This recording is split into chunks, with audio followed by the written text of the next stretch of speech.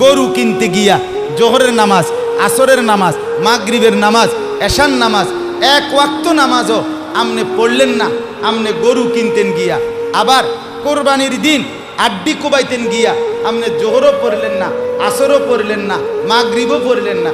আমনে যদি এরপরে আইসা এই মাইক দিয়েও কন আমি আল্লাহর জন্য কোরবানি দিছি, আমরা বুঝছি না কেন?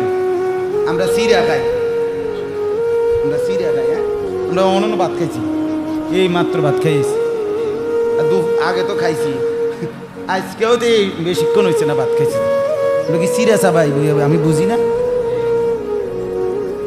কথা বলে।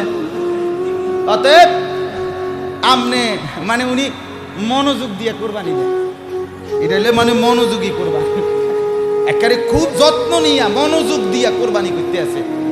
জোহর আসর মাগরিব এটি তো আইয়ে যায়, বোঝেন নাই কথাটা?